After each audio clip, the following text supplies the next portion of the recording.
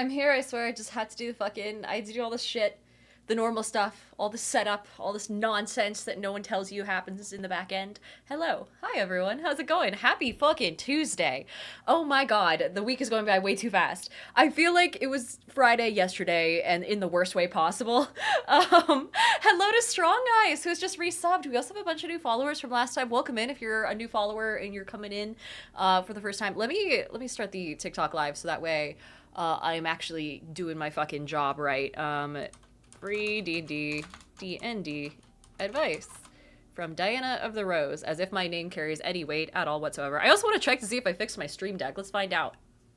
Yeah. Fuck yeah. Hi, everyone. How are we all doing? Let me run through and say hello. First of all, we had Dracobane, who was here fucking, of course, like, basically an hour ago. We also had Cash Cal, and Zachnafane, who were here, and then now there's a pop-up telling me that a hype train is close, and so I can no longer see who else was here early. But if you were, congratulations. We also have Christoph Dan, Stupid Nerd 11, Bayer 1997, Inventory, spelled in a fucking amazing way. Welcome in. We also have the Turfinator, M Perks, Sweet G624, who is here for the first time. Hello. Fen is also back. Hope you're doing better, Fen. We also have Strong Eyes, of course, Haseo, God, Cash Cal again, Jayhawk, who says, hey, everybody, I'm watching a movie with friends. It's the anniversary of Jurassic Park's theatrical release. Is it really? Guys, it's now I get to... I know this is on one of you assholes' bingo card, and you know what I'm gonna say next. You guys know what I'm gonna say about Jurassic Park, don't you? Like, it's not... At this point, it's part of the brand. Hello to Turfinator, who's back and has been subscribed for 7 months now, saying it's my birthday, but more importantly, it's Shia LaBeouf's birthday. Damn, imagine being fucking upstaged by Shia LaBeouf on your own fucking birthday. Toe Jammer got it right, saying you didn't watch Jurassic Park. Listen, I have seen it, I'm pretty sure. I have a really deep, dark memory of having watched it at some point in my life, but this is, like, early life we're talking about. Like, I do not remember shit from, like, before I was, what, 15? And I grew a brain cell for the first time. It's rare, that says Cannibal, Shia LaBeouf. We also have Inventory, who's subscribed with Prime. Great choice, economical, we're here for it. And then Strong Eyes, who cheered 100 bits and got us into a hype train, which is amazing. Let me toss out the Instagram story, because I did actually post today. You guys should be so proud of me. I posted. I don't do that as often as I should. I've been trying to get more into posting every single day, and most of that is due to, of course, naturally, depression. And, there's this thing that happens, and I believe I haven't actually looked into the psychology behind it, but there's people who say that if you post more, or people who post more on social media in general tend to be unhappier with their lives, like, as a rule or something like that. I don't know if I believe that, or if that, like, counts for content creators, influencers, things like that. I guess we could look it up. I have the full internet at my disposal, but much like your standard content creator and internet enjoyer, I refuse to verify anything that I read ever. The Last 13 says, sharing a birthday with Shia LaBeouf is impressive, but how about sharing a birthday with Jackie Chan? When is Jackie Chan's birthday? I feel like... I don't want to disclose who I share a birthday with, because that discloses my birthday, which is generally ill-advised if you're a content... It's like one of those extra layers where it's like the less you can tell people about what you actually do and are, the better. And so I'm gonna not share my birthday. However, dude, like that fucking... do y'all remember that TikTok fucking... shit, what was it? It was like a filter. Over on TikTok that you could use for a little bit that was like, hey, you know, insert your birthday, and then it like tells you what famous celebrity you share a birthday with. Please tell me that you guys see what's wrong with that picture. You may as well just like fucking have, wasn't it like, there was also ones on Facebook that were like, your stripper name is your favorite color and then the street that you grew up on. Like, please tell me you guys have fucking problems with this. But yeah, anyway, Jackie Chan's birthday is April 7th. Oh, amazing. I guess I feel like I know a lot of April birthday people. What's 9 months before April? What's 3 months after April? Hold on. April, May, June, July. Are people getting down and dirty on 4th of fucking July? I'm gonna have some pretty heavy judgment for your guys' parents if you were born in July. It's not my preferred backdrop, at least. Anyway. Dragmate says lots of people go camping on the 4th. Yeah, dude, out in the woods. No one can hear you scream. It's absurd. You also, at least where I'm from, in my town, you can't light off fireworks. High Plains Wanderer says, wait, why July? Because it's 3 months after April. Or if you're born in April, that means that your parents conceived you in July. Welcome back to the sex education podcast that this is definitely supposed to be. Also, I want to make sure the chill step is coming through okay. I don't have audio monitoring on, so let me know if it's too loud. Also, I'm starting to see questions coming in about D&D, which is what we're actually here for, as opposed to talking about sex education and a 9-month fucking, what do you call it, incubation period? What is it called when you have, I made a fucking tweet, I made a thread about this exact concept. I don't know what the fucking, what's it called when it, gestation. Thank you, Fen. Not incubation. Fuck's sake. Who am I going to say hi to? Okay, right. So Cash Gal is here. Plug in the Discord. If you guys have not joined the Discord yet, I recommend it. I talk in there a lot, usually when I'm traveling, but also to help plan things like streams and whatnot. And so that is my best way to communicate with you guys outside of the chat. I'm always lurking in there. I don't often talk unless I see something particularly funny or relatable and things like that. Hey, we reached Hype Tree level 2! Strong guys, thank you so much for the 5 gifted subs. Holy shit. We also have a bunch of new followers. We have Chaos Reigns, Sleepy Beeb, Kenyo, Obsidian, Not Zemo, hello. We also have Danger Mouse, which is amazingly spelled. Really Silly 6428. Hello, you guys. Welcome in. Tunic 1, and then King Bracken. Hello. Oh my god, an XD Pyogi. Hello. I'll get into your guys' questions in a sec. Let's see. What were we saying? Oh, hey, King Smiley says spawn rate as opposed to incubation period or gestation period, calling it a fucking spawn rate, dude. I'm gonna steal that. Okay, let me continue on. Jayhawk said, hey, everybody. Oh, wait, we were talking about that already. Dragman says it's always such a cute dress. Thank you. Toad Sage is here. We've got Jayhawk who's lurking, Zach Nafane doing the whole, telling me that I'm making the whole story thing, and Pasta Lord who's asking about third-party 5e campaign recommendations. Yeah. Oh well, campaign recommendations. I haven't dove into the campaigns. I know, because I'm hesitant to run full-length campaigns. Cash Cow says you have incoming. Not during the Sex Ed podcast. Wait, hold on. Aw, thank you, Cash Cal. Cash Cal, that is so sweet of you. Guys, for those who are new here, Cash Cal utilizes TreatStream more than I'm pretty sure anyone ever in any existence of anything has utilized TreatStream. TreatStream is just like one dude, just like one guy running this, what I assume is a very small website. He's like full on the like customer support and site builder as far as I'm aware. Like, it's a very small site. So honestly, shout out to y'all for supporting him as well. All right, let's see. So Stupid Nerd also said, hi, I missed yesterday, but I watched the VOD. Oh, perfect. Dosen is also here. The Last 13th is here. Toad Sage is lurking. Bear is here. I think I've said hi to most people except the Larlian. We also have Pika1 and Just Jazz. And I'm going to skip down a little bit so that way I can get back to what we're actually talking about, which is not Jurassic Park, not Shia LaBeouf, not people's birthdays, not TikTok schemes to get your personal information, which you absolutely should not fall for, not the fact that people are getting down and dirty on 4th of July of all fucking holidays. And let's see. Terminator said, Dinah, I don't know what Age of Sigmar army to do. Do I make Oryx or Lizards?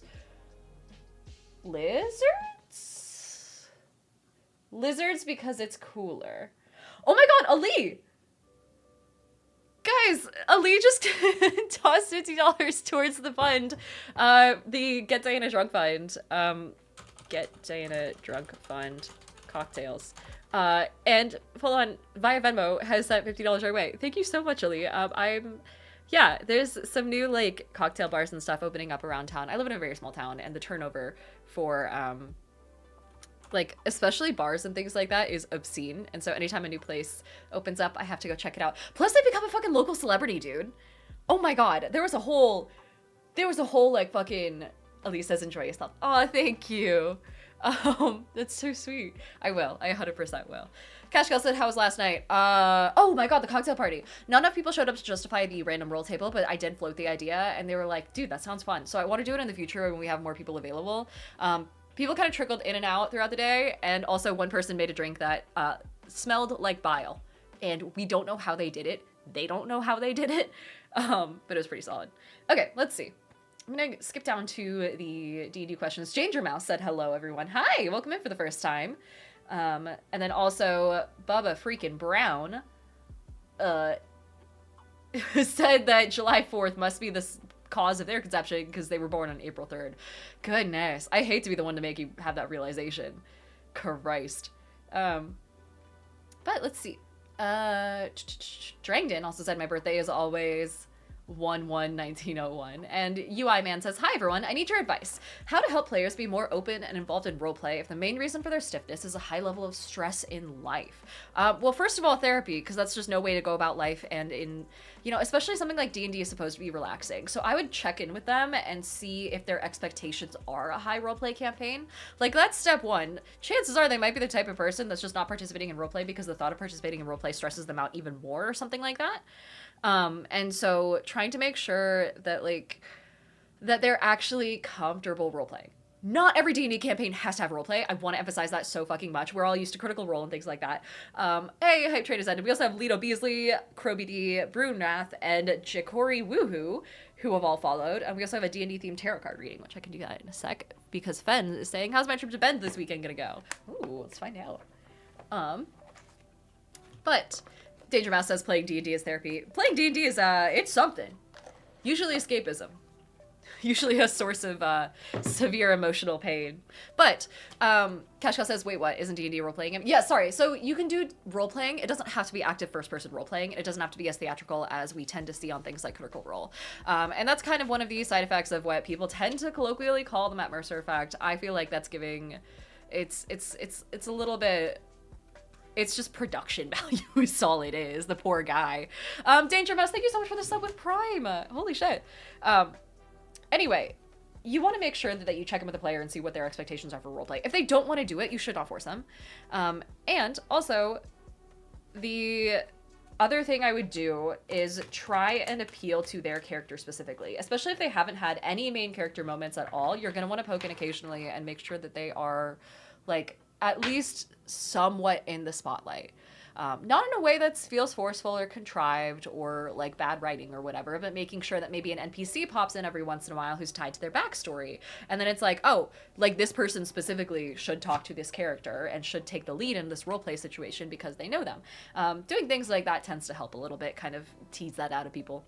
Okay, so the role that we got was, oh my gosh, wait. So for Fenrir Starker, 88, who wants to ask, how's my trip to Bend this weekend gonna go? That well. The Hermit. You're never going home. Let us find out what this says. So the D&D themed tarot deck is something that I got ages ago. It's like a tarot deck that is based off of like the actual D&D like stats and things like that, and you know, creatures and objects and whatnot. So there's a bunch of amazing like art, and then the Hermit is over here, which says being a light unto yourself and finding your own way through the darkness. Now they also come with plot hooks. This one says you meet a monk who is looking for worthy adventurers to defeat a magical monster. Pretty standard plot line. Hopefully that means you'll have a good time. I really don't know how to interpret that one because it's kind of a basic bitch answer, but still. All right. But yeah, I appreciate that question. I will also say making sure that if the character is more comfortable or the player is more comfortable with like passive roleplay. So if they're like, oh, you know, they speak in terms of, you know, my character steps forward and asks the shopkeep if we can have a discount. And they don't want to actually like speak in character and be like, hey, shopkeep, can we have a discount? Things like that it's permissible. But there is a way over time, especially as your player gets more comfortable with the character that they're playing and things like that, to like kind of get them to ease into actually speaking in first person. So doing things like, you know, responding to those sort of sentences as another NPC in actual sentences, you know, and you being the one to be in first person can kind of help ease them into being in first person as well, and kind of like lead by example. So hope that helps. Next question comes from, oh, Pixel Garage is here. Hello, Pixel Garage. The chill step is barely there. Oh shit, should I turn it up? Is that better? Is that worse? Should I just end stream? Let's see. Oh, Sweet G, thank you so much for the subscription with Prime. Another Prime subscriber.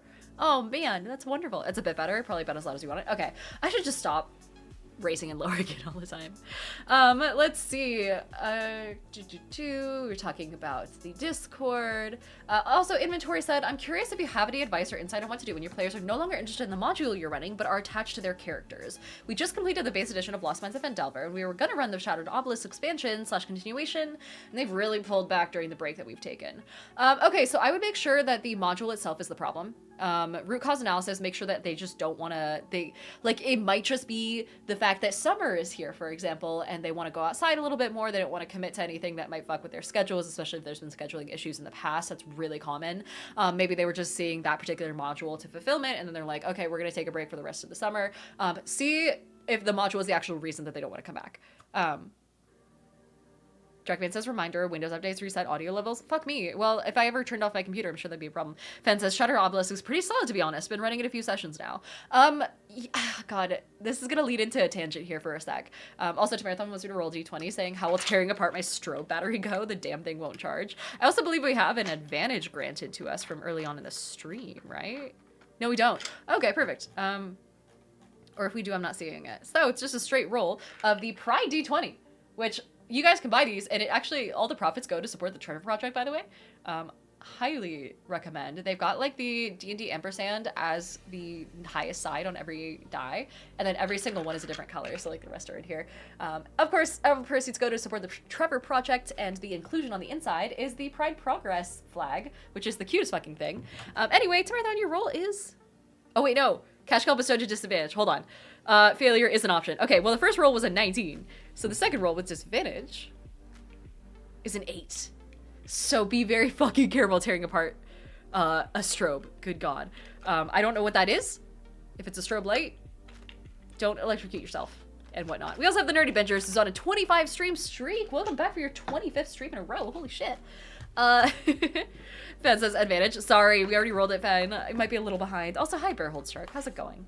So, yeah, make sure that the module is actually the problem. Now, if the module is the problem and they don't want to jump around, or if they want to just, like, jump off into a different module, check to see what level the players are at. So, I think Lost Mines ends at... Oh, God. I don't have the OG Phandelver. And I know the expanded one takes you to... level 12. So whatever level the original Lost Mines of Phandelver ends at, make sure that you take that and use it as a jumping off point and hop to whatever module goes off of that. So if it ends at Chapter 6's Obelisk, so it goes to 10. So that means you can do Eve of Ruin, for example, because Eve of Ruin goes from 10 onward. Or you can start doing, like, test the waters a little bit with something along the lines of an anthology book. So these anthology books are increasingly common, and I absolutely love it. Things like Tales from the Yawning Portal, for example, will take a bunch of mini modules, essentially, and jump around in a bunch of different levels. So there might be one in here that starts at level 10 and then goes to level 12. And it's going to be shorter. It's not going to be a full campaign. It'll be less work for you, less investment for them if they decide that they want to bail on it partway through due to one reason or another. And that way, it's a little bit easier. You can also look into potentially prestige class options for D&D. I know a couple people have, like, made, I haven't looked into these and I haven't run one, kind of like supplements or things like that where you can, like, basically have prestige classes for D&D. I don't have any further details on that front, unfortunately, and I can't, like, in good faith recommend it because I haven't tried it myself. But if you're a savvy DM, you might look into that as an option. The original Leo, welcome in. We also have, oh my gosh, Thirth, who wants me to breathe, which I can do that. I'm also gonna drink water because I was sitting outside and probably passively dehydrated. Hi, Lead Sailboat. Good to see ya. The Terminator said the best is overclassing. It's super fun. I haven't heard of it. Fen also says Eve of Ruin is my plan after Obelisk if the players want to keep going. Fen also says I've been working on my own prestige classes for a few years now. Oh, amazing. All right, next question. Oh, right. This is where we got around to Pasta Lord saying, do you have any third-party 5e campaign recommendations? So I don't know of any full-length campaigns that I've actually like tried and gotten my hands into enough that I can recommend them for D&D that come from a third party. I did go ahead and back on Kickstarter Erevan's Guide to Death and Beyond, which has a couple adventures in it. I don't think they're full-length campaigns. I think they're more like mini modules. But I know that there are also like a series of small modules that are available in, I want to say, at least some of Kobold Press's things. You can also look at, if you really want to get like fucking, if you really want to tear something apart in order to make it work properly, you can take a look at old Dungeon magazines. So Dungeon Magazine was an old magazine that I think is discontinued. It's from the Artalsaurian days of D&D, and they're all available online as like part of an internet archive. And you can see these digital magazines that come with usually a bunch of modules. So for example, I believe Fair Barovia usually comes from that. Someone has modified it from the old. It is related to like D&D 2e, so you're gonna have to like rework the monsters and the balance of the encounters and things like that and convert it to 5e. But there are some like mini modules in there as well that you can grab for free. Beyond that, I know Historia from Mana Project Studios has a series of not only their standard like core book, which has, you know, all those anthropological D&D races, so you can play as like a rooster race, a seal race, an otter race, you know, a boar, every sort of anthropomorphized animal that you can think of. Like, not only do you have the Aarakocra and the fucking owlin, but now you can play as a peacock, and they all have their own pros and cons the same way a normal race would. That's cool on its own, but Historia itself also comes with an adventure book. So does Nightfell, which is also from Mana Project Studios if you want to do like a dark horror setting. Again, though, I do want to put out the disclaimer, I haven't actually tried any of these, so you want to be super careful to make sure that you're vetting them yourself, making sure it's your speed up to your talent level as a DM, or your, not talent level, your skill level, because it's not a talent, it's a built-up skill. Yeah, so I requires more research. I wouldn't go full homebrew. I tend to not trust, like, I mean, I do some like homebrew one-shots, but as far as like campaigns and stuff, I would go published personally, but that's just a me thing. Let's see. M Perk says, congrats on almost 30k subscribers on YouTube. Thank you. Thank you all so much for subscribing on YouTube as well. I do feel bad because sometimes YouTube is the only platform that doesn't have any exclusive experiences on it. However, I will say if you're ever curious about like the bigger streams, so things like D&D Advice streams like this one, or the playthrough streams, so when I was playing Baldur's Gate, those VODs and things like that all went on there. You can go back and watch the Darkness of the Brink of Ohio playthrough, which has one of the best fucking overlays that I've ever made in my life.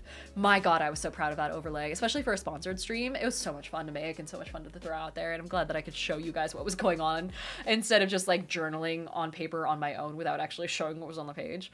So that was great. Let's see. Jackery Woohoo says hello. XD Pugie says best attempt at saying it I've ever heard. Oh, amazing. Perfect. Let's see.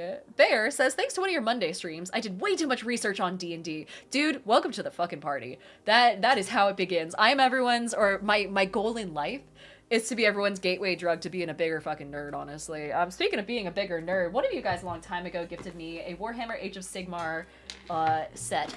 And guess who finally got the clippers necessary to actually go through and do some of this stuff? So I'm going to start clipping out pieces haphazardly and do the whole adult Legos thing, but more or less. Oh my god.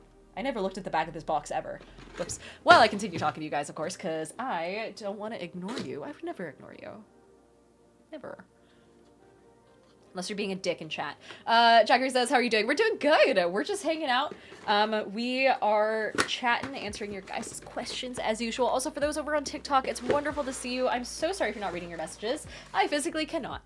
It takes up a lot of like brain space and also like physical space on my monitor setup and things like that to have the TikTok chat up and visible, which is why it says that I'm responding over on Twitch. So if you guys hop over to Twitch, I can actually answer your guys' questions. God, these things are complex. Okay. We were talking about the cocktail. Stupid Nerd said, are we getting more cocktails after the cocktail party? Gonna have the roll table as a business venture. One thing I do like about hosting is that like once everyone leaves, they're usually like, oh, Diana, like, can we help you out with like whatever? No, go home. Let me turn up the music and let me fucking clean my apartment absolutely hammered. And the next day, that's when I can finish off like everyone's drinks, provided that no one is sick or something like that, or if someone like made something and they took one sip of it and they were like, this is disgusting, I'm trying something else. I tend to clean up after all that. This is going to be used in 10 years as a like evidence chart for Diana's fucking rapid descent into alcoholism. And so anyway, The cocktail party was good. And I liked the part where I cleaned afterwards, because then I woke up the next day, went into my like living room, forgot how much I cleaned, and then just looked around in abject surprise at myself at how much I had gotten done. So that's always satisfying. Stupid Nerd said, how's the CPU doing? I don't want to check it right now, but it's probably not good. And let's see. Turfinator also says, I'm currently kit bashing Grey Knights for 40k. Pretty fun. I will also say, if you guys are going to Gen Con, there are a lot of intro painting kits, or classes with regards to miniatures and things like that, which are a lot of fun. I tend to sign up for a good amount of those, so highly recommend. I actually have some more videos coming up. If you haven't seen my series yet on Gen Con, there's a bunch of videos coming up talking about all my favorite events, including things that you wouldn't expect or can't really tell what they are based off the title, because not everyone does a good job describing their shit or making it very sellable, and yours truly has a sales minor, if anything. Now the next question is Toejammer, saying, how do you give your players magic items? Do you randomize it, or do you cater them to your players? This is a hot take. You should never randomize your magic items, ever. There's a very high chance, first of all, the magic items are created in a way that corresponds to the tier system. And so that way, Wait, Zora says I have a marketing minor. Oh, nice. Yeah, mine's a professional sales. So I tend to make it so that the, wow, I totally lost my train of thought talking about fucking marketing of all things. Never do that to me again.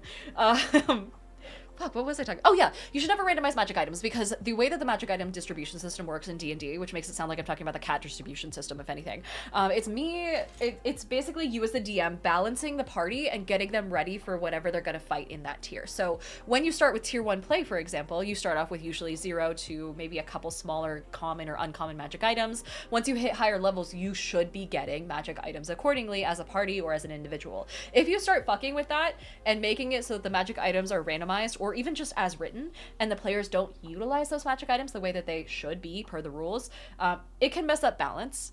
And so I tend to cater my magic items towards my players every single time. And one thing that's really good for that is the Griffin Saddlebag. I posted it in my video earlier today on Instagram, YouTube Shorts, or sorry, Instagram, just normal YouTube, and on TikTok. The Griffin Saddlebag is an amazing compendium full of a bunch of different 5e, like, basically magic items, homebrew stuff that is relatively well balanced, has amazing art, and the stat blocks and things like that look exactly like the normal D&D, like DMG magic items.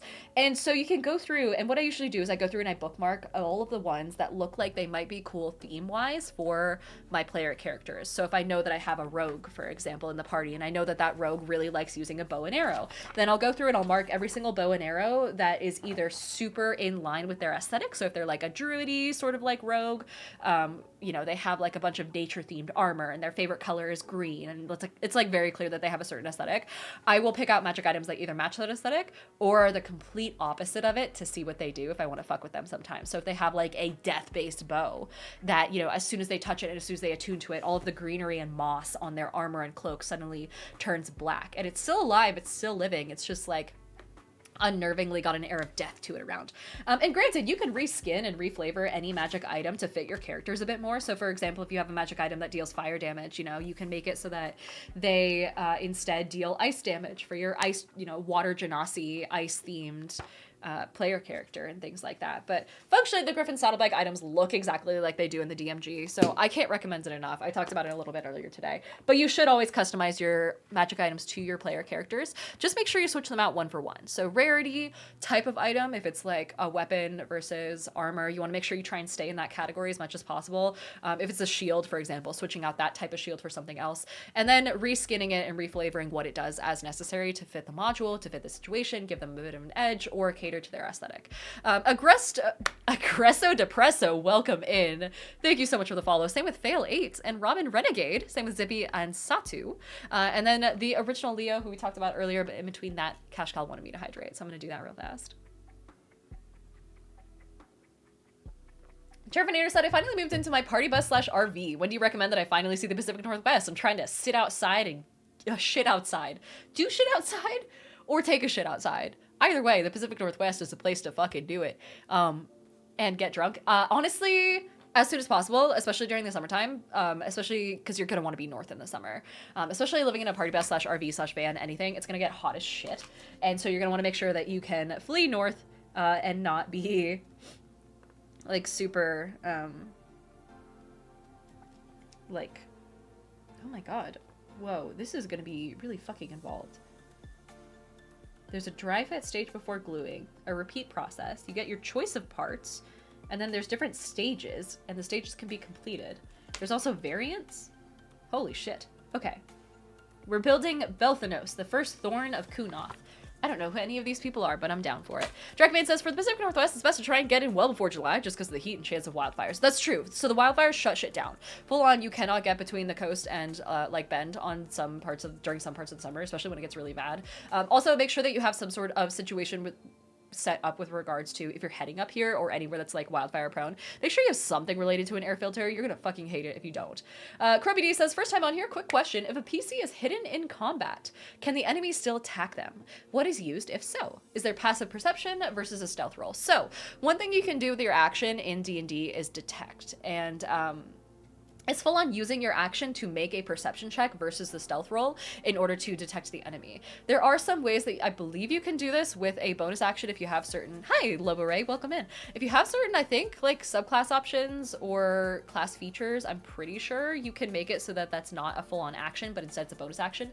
And that will offset the normal cost of the fact that they're hiding, which would be disadvantage. So if you don't use your action to try and detect what you're fighting, and instead you just use your action to attack blindly, it's always going to be a disadvantage. So if you try and use your perception, then it'll be,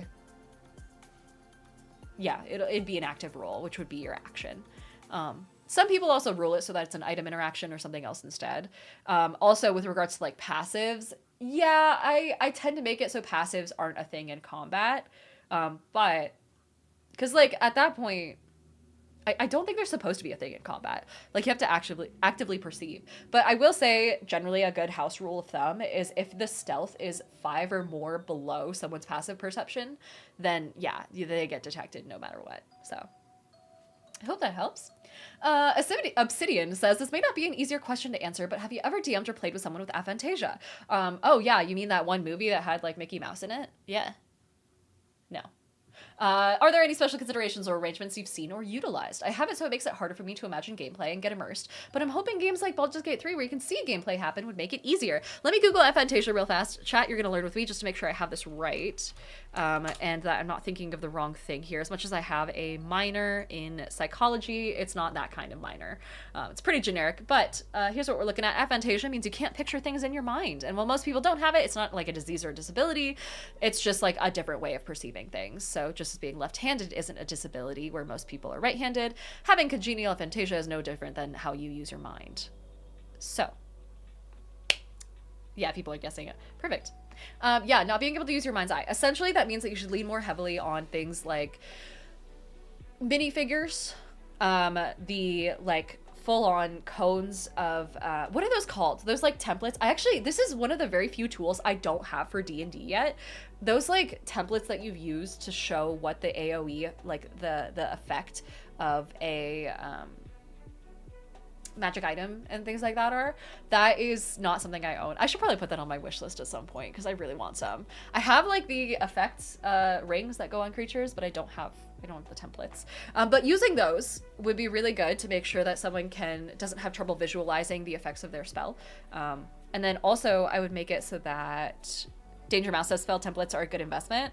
And Christoph said I just got one of those. Oh, perfect. Cashcal also says you didn't make the bingo command. Sorry, I haven't had time to do shit. I was supposed to get legal shit done like a week ago. I've been running around all fucking day. This is summer for y'all. I don't get shit done. I am busy. That's why I'm doing all this sort of stuff off screen, essentially. So that way wow, I don't know what any of this is. Never fucking mind. So that way I can have at least some fun free time, because otherwise I would never be able to do this sort of thing otherwise. I don't know what direction this is supposed to go either. Can I read numbers? I think I've lost my ability to read. Why is this 7? Where's 1? Why is there 7 and 74 on the same fucking side? What is this? What is A2? What is this referring to? I'm gonna set this down. Anyway, when it comes to aphantasia, I'd also recommend if you're playing digitally that you use some sort of virtual tabletop that has 3D components, and potentially some way that makes it easy to highlight like what the actual creature that is in action, like that, whose turn it is. So that'd be Chief Stingy says literacy is overrated. How dare you? I am so literate. on a good day. Bad days, not so much. But yeah, so that would work as well. The virtual tabletop that I prefer is Tailspire because it has 3D assets. It's really easy to build and work off of it. It's got a fuck ton of miniatures. And so that way it's really, you don't have to use like some fucking oversized octopus as a stand-in for a kraken, you know, like they have a lot of stuff. And there's also integrations with Steam Workshop, so. But yeah, Danger Mouse says Games Workshop are evil. That's why it has all the numbers randomized. How am I supposed to know what the fuck is what? God damn it. In any case, what was the next question? Let's see. Oh my god, you know what I will also say with regards to Baldur's Gate 3, the capacity for use with aphantasia, and then also the fact that like talking about VTTs and things like that. One thing that is a fucking crime with regards to the way that Larian released Baldur's Gate 3 is the fact that they no longer have the Game Master mode. So back when you were playing Divinity Original Sin and Divinity Original Sin 1 and 2, they had this thing called what is it called? Like workshop mode or game master mode, where you can go in and like create your own encounters, create your own maps, things like that. And people were using it with applicability to D&D. Can you imagine if they had done that this time for fucking the actual D&D game, like for fucking Baldur's Gate 3 itself? It is wild that they didn't. But also they're a small studio, so like I kind of get it. All right, next question. Toe Chamber says my players play in third person. Yeah, role-playing wise, playing in third person is very valid. People shit on it all the time, and they're like, oh, you know, if you're not, you know, role-playing in first person using incredibly dramatic moments, then you're not playing D&D right. And fuck those guys. You can do whatever you want. It's fucking D&D. If I sit here and I decide that I have a fucking, like, magic nuke at level 1, and my DM wants to go with it, that's fine. There are fucking no rules here. I mean, there are rules, but there's not that many. Let's see. Zarek says, I was so excited for that mode from Divinity before the game came out. They're releasing supported mods for Baldur's Gate 3 soon, so maybe there'll be a way to make that happen. Oh, amazing. And also Danger Mouse says, play D&D however you want. It is your game. Exactly. So, let's see. I'm gonna get to the next question. Stupid Nerd says, I got a question. How do you integrate third-party add-ons? Items would be easy, but what about magic? Does a whole new form of magic just exist, or do you thread it out?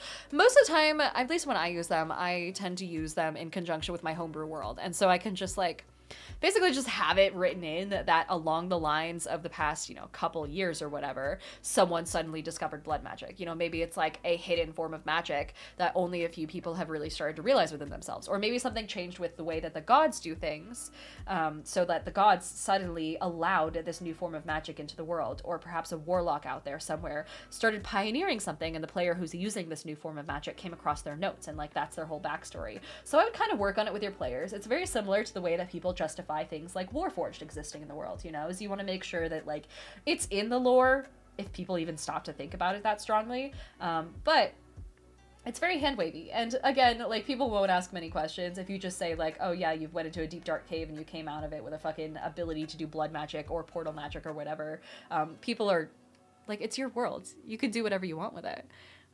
Hey Digger, thank you so much for cheering 69 bits. Fucking nice, bro.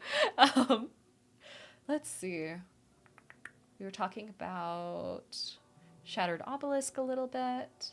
Sweet G also said, just found your stream this morning. Now question, and sorry if you answered this, but what does your prep look like? And how do you avoid wasted prep?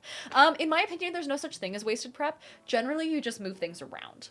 So like, for example, if I have certain treasure in the game that my players never come across, you know, there's a certain door that goes into a trap in a dungeon somewhere, and the players never open that door, they never go in, they never encounter the trap, and they never find the loot at the end. I just like splice out the entire concept of that trap and then place it on like somewhere else later in the dungeon or in the world if I feel like I need to build something new out later on. I just have it like in my back pocket. So very rarely do you prepare something and have it just be like fully wasted. Usually it just gets moved. And also, I run modules several times, and you will, as a DM, find yourself doing this quite often, especially if you DM often for different people or different groups of friends or things like that, is oftentimes you'll want to just have everything prepared and just like ready to go, basically, you know? So if you run, you know, I've run Curse of Strahd two or three times now. And so I put in a lot of work into it. And no matter what, like, my players always surprise me with how far they're willing to go. And I end up, I don't know, I end up using almost everything eventually, if that makes sense. But, yeah. Kashkal said, like, Mr. Dries because of some wizard who wanted to be the god of the weave, so 10th level spells were banned. Exactly. Like, you can be super fucking hand-wavy with it. Write it into the lore. It's your lore. Kashkal says, second bingo? You're kidding. Also, hi, Tony Jean. Danger Mouse says, some magic is lost to time, but with any cool stuff, you can release it into your world by having it rediscovered, perhaps in a library like Candlekeep or Lost Arcane Library. I will also say, just making it so that, like, some wizard out there got real fucking weird with it and invented some new form of magic, that's a totally valid way to do things. There's no one's gonna tell you not to, you know? Thalarlian is also bestowed advantage, and Dagger wants me to hydrate, which I can do that. Do a posture check, which I haven't actually properly done in a hot sec. Wolfie said, I'm purging my D&D character currently. Ah, that's awesome. Let's see. So, yeah, short answer is that there's no such thing as wasted prep. Not really. Happy Dude said, I found you from YouTube. I love the Magic the Gathering card art for inspiration idea. I've been using that a ton, and the book idea from the recent YouTube video also helped me a ton recently writing my campaign. That's awesome! Oh my god, I'm so glad to hear it. I fucking love it. Dude, that keeps me going. When y'all pop in for the first time, you take the time out of your day to come into stream and be like, hey, I really liked this particular idea or this particular video. I have 2 more of those videos for later on. Oh my god, Dosen also wants me to roll a giant d20 saying how are my midterms gonna go next week. Yeah, we can do that. I believe there's an advantage, so I can do that real fast. Go.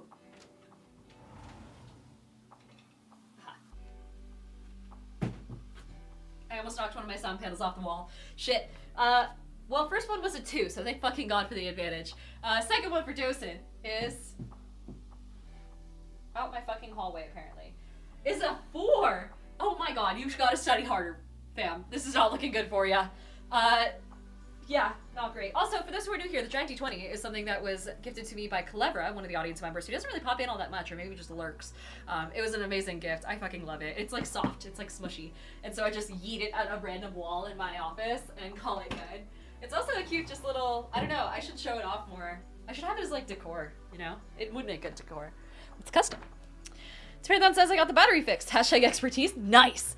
Also, I think my food is here. Jazz, since you're here, can you entertain my chat for like a quick 2 seconds? And then I will go back and start answering questions again and make sure I get caught up. If you guys have asked your question and I'm reading other parts of chat around it, I promise I'll get to the question later. I'm just trying to do questions in order and then keep an eye on chat responses to each of those questions in time and things like that. Hello to Bunchman516. Welcome in. Everyone, can we get some F's in chat for Dosen's impending midterms, and I'll be right back in the meantime.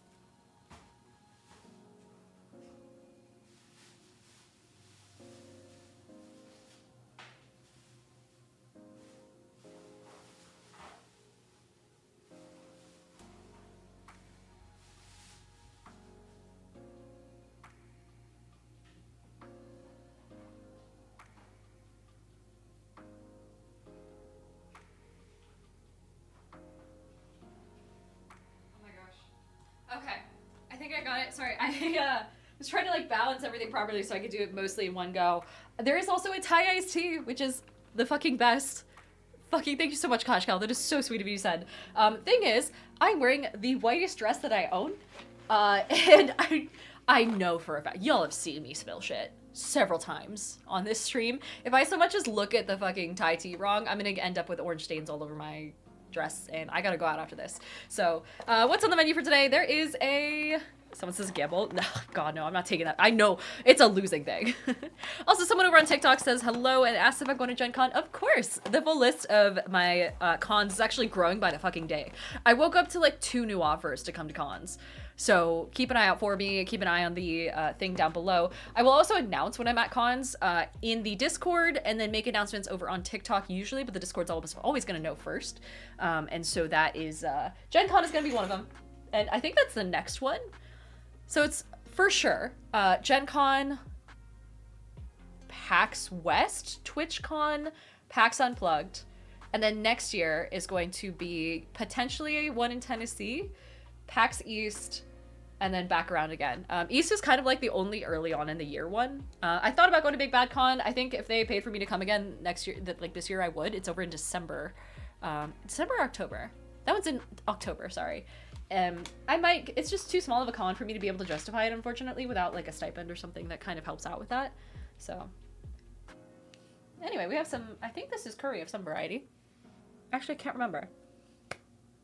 Lucas says, how about a bib/apron? That would appeal to entirely too many people's fetishes for my taste. Pun intended. Someone says cast mage armor to protect the dress. I think, listen, there's no protecting it. It would be fucking prestidigitation afterwards. Prestidigitation, I can't fucking eat anything without spilling. Let me see. I want to get back to questions. Stupid Nerd said, I remember the horchata. The horchata was a fucking mess. Also, Cash Cow said third bingo. How? Fuck's sake. Okay, I need to continue on with the questions queue. So we were talking about YouTube and the Magic the Gathering card art inspo idea, which was wonderful. And Eve of Ruin, and kind of going from Lost Mines of Phandelver to Eve of Ruin, going off of the level 10 bridge. Lanky Inc. has a question saying, as a player, it seems like most modules I've been a part of end around 12 or 15.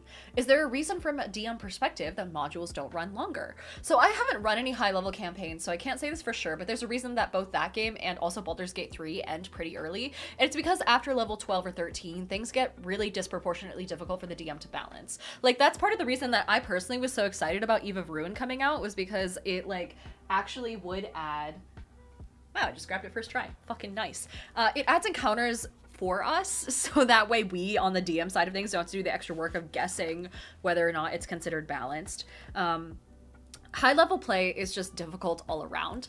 Your players can start to fucking like break the world if they do shit properly. And so that's when they need to introduce bigger, badder things that, like, because creatures also don't, wasn't a whole lot of them at the start of the game, you know, when it originally released for high level gameplay, and it was pretty limited in what you could actually physically fight. And so, yeah, short answer is it's just unmanageably powerful to be at level 12 or above. And so that's why it got a little iffy.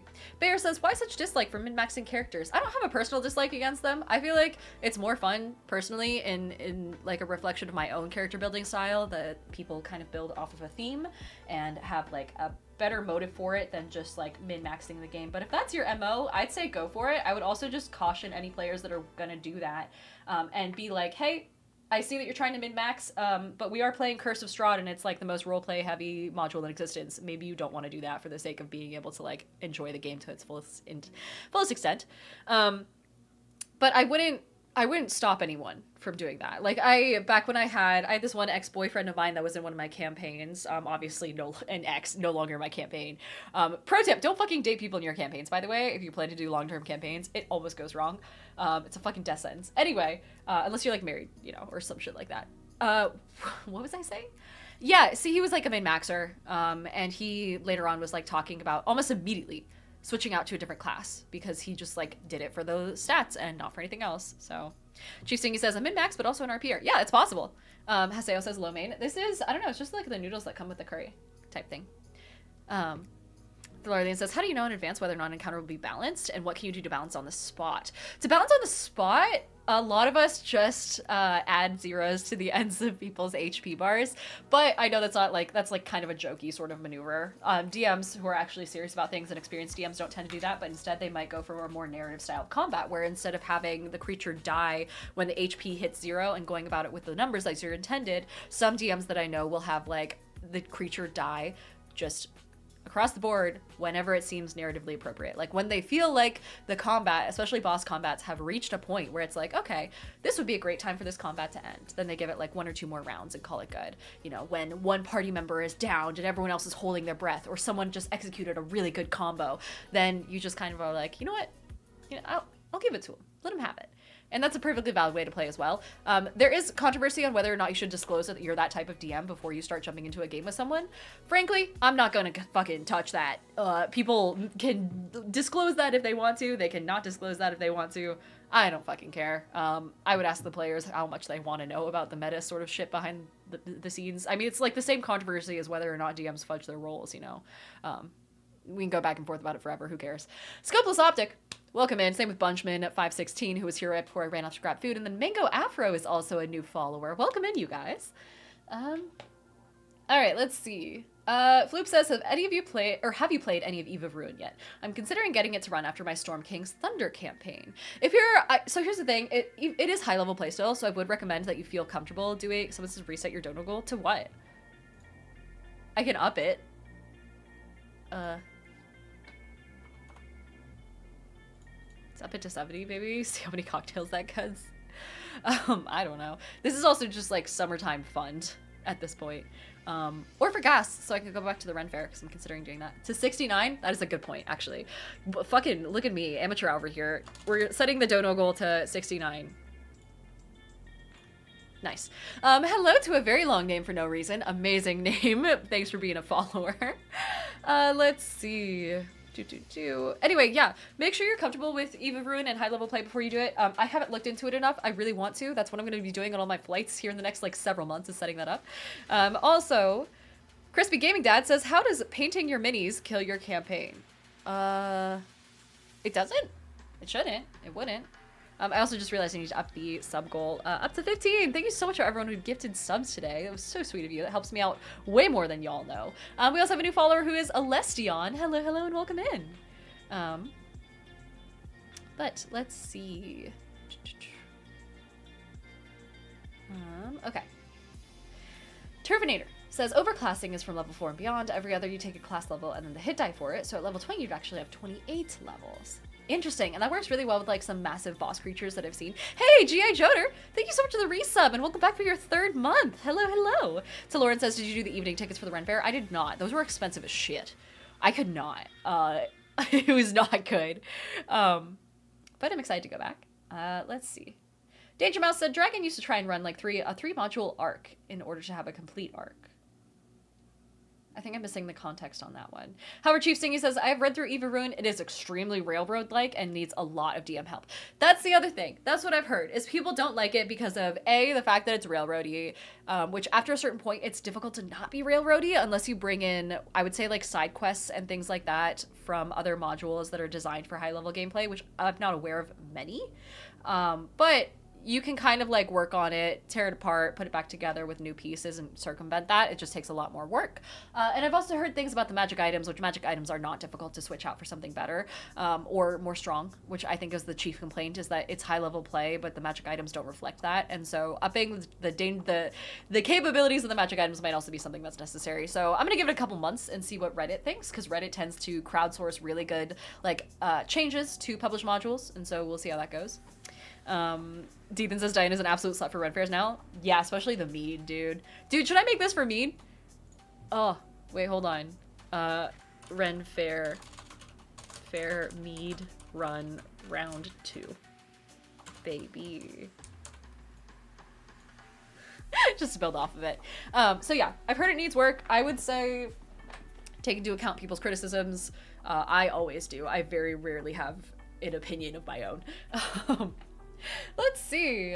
Toe Jammer said, does anyone recommend the Tal'Dorei supplement book? I can't say I've read through it. I don't tend to use published campaign settings in my world. I'll usually take like 1 or 2 cities and drop them into my world to fill it out, because my world is mostly a blank slate, and that way I don't have to do the work of building out every individual city myself. But Stephen Nerd said, just remember the meat is 14%. Believe me, I'll fucking remember this time. Jesus Christ. But yeah, I tend to drop in bits and pieces, but I don't use whole campaign settings usually, because I like making my own, and making my own also forces me to do like my own research on my own shit. Like writing it out is going to be way easier than trying to memorize someone else's stuff.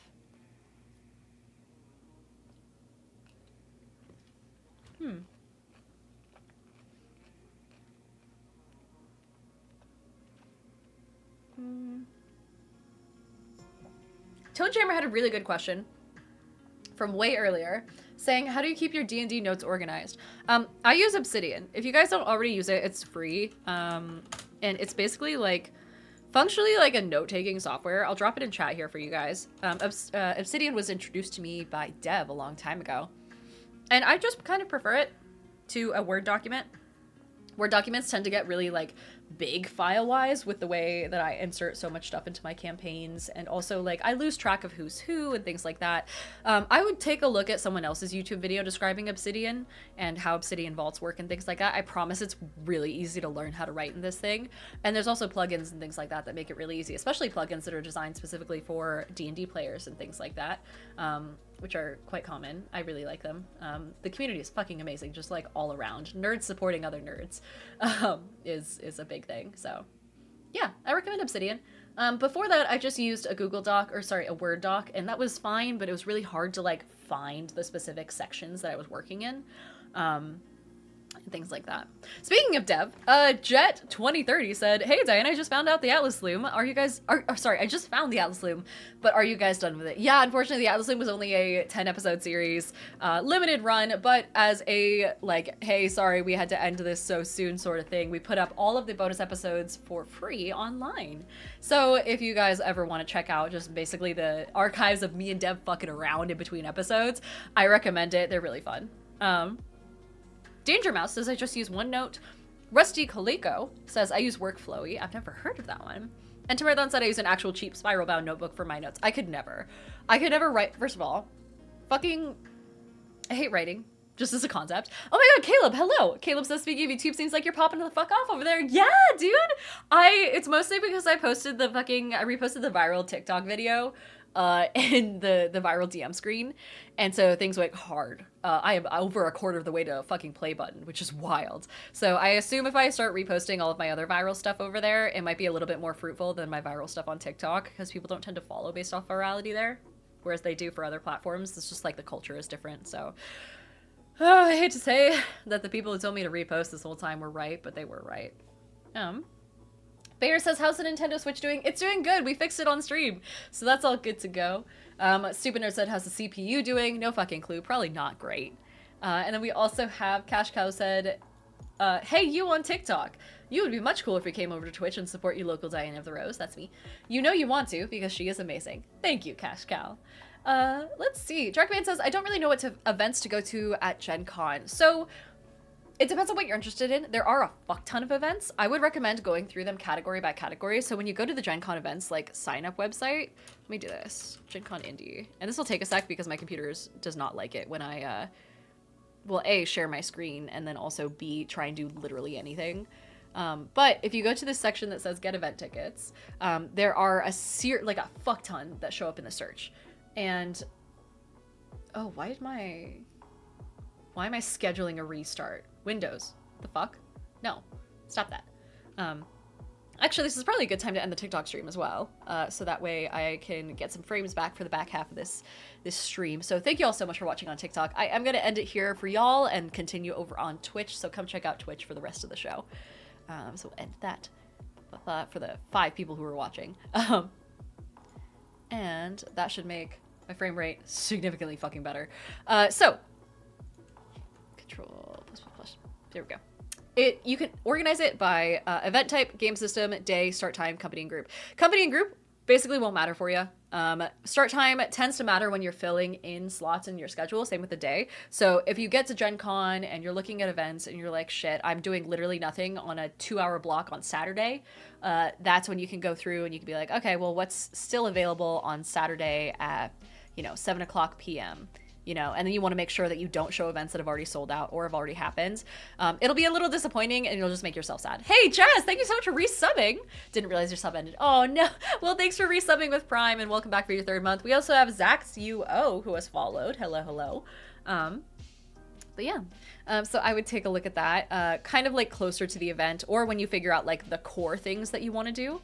And that way you can just kind of fill in what's left over using those 2 filters. Now these first 2 filters are going to be the big ones. There's event type and then game system. And game system, if you're like, I only want to play games that I already know how to play, that's what you could go through and you could be like, oh, okay, I know how to play 7th Sea, I know how to play Dungeons and Dragons, and I know how to play Age of Sigmar. And that's what you can go through and just sort by what you know you can play. I don't recommend that though, only because Gen Con is a really good place to learn new games. And so if you go in and you are like looking to try something new or are open to try something new, I would ignore this game system filter entirely. You can go to the event type one though, and this is usually where I start kind of like narrowing things down, because as is, this list is fucking huge. There are over 11,000 events right now, and I try and instead go through the categories one at a time. So anime activities, for example, I'm not a huge anime person. And of course these are both quite explicit events. And so I won't be doing any of those, so I know I can kind of cross those off and move to the next category, which is board games, and then I'll scroll through and kind of like take a look at all these. G.I. Joder says we jumped up from 138 viewers to 138 viewers to 145. Welcome in, new and improved with fucking frames this time. Premature Peter, welcome in. Thank you so much for the follow. Let me see. So I tend to go through these. They are organized first by start time, so everything that happens, you know, first day, first hour of the day will be here first. So Thursday at 8 a.m. These are all happening at that time. And then it goes alphabetical, numerical first after that. So that's how they're organized, not in any particular order outside of that. But I think you can go through and organize them. Oh no, there's no filter for costs or things like that, which is kind of weird. The Gen Con website is not the most intuitive, but anyway, when you go through, I just kind of like skim these. I know I'm not a super huge fan of like learning to play new board games, but if I do, usually they're marked as like learn to play. So if I know if I don't feel confident, I can just search learn to play and then go through and see if I want to learn any of these games. Some of them I would have heard of, some of them might be pre-release, some of them are in Kickstarter, things like that. Dude, if you haven't learned to play the Red Dragon Inn, for example, you should fucking play that game. It's a really cool game. I pick up an expansion every time I go to a con and see them. And it's free. One thing to note is that a lot of these do have ticket costs. You can, if you're on a budget, I would do the free ones. Usually they are around like $2 to $4 though. Events that are greater than that in cost are usually exclusive just because of the people that are in them. Darlene wants me to check my posture. I can do that and breathe. But usually it's due to either the fact that there's like a materials cost, so you know, a miniature or something that you then take home, or it's due to, you know, the fact that there's someone famous in the panel that you're going to or the AP that you're going to go see, and so that way it's like a little bit more exclusive. So that'll usually be the reason for that, so just keep an eye on that. But also take a look at the duration. So when you go through and you start looking at all of these, so if I wanted to do the, you know, learn to play the Red Dragon Inn as if I don't already know and use it to fuel my alcoholism usually, then I would click on this. It starts at Friday at 4 o'clock Pacific time, and the duration is 1 hour.